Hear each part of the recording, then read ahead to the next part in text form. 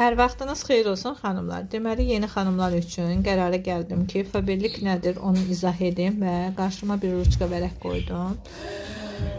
Deməli, xanımlar, bax, fabirliklə ilk öncə marketin fərqini anlamalıyıq. Niyə fabirliki seçirik, marketi yox? İlk öncə, fabirliklə marketin fərqi ondadır ki, keyfiyyətdə. Yəni, təmiz, keyfiyyətli məhsulda. Düzdürmü?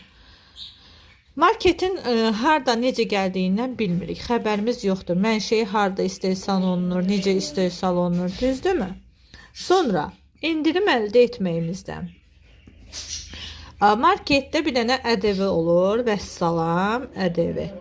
O da ki, 50 manata nə qədər verəcək uzağı bizə? Versin deyək ki, 50 qəpik.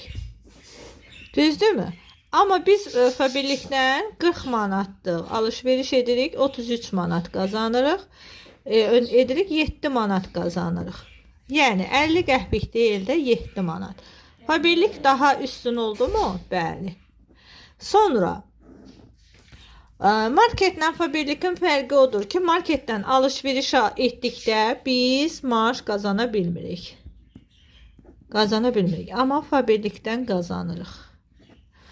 Qazanmaq şansımız əldə edilir. Marketdən alış-veriş etdikdə hədiyyə qazanmırıq. Düzdürmü?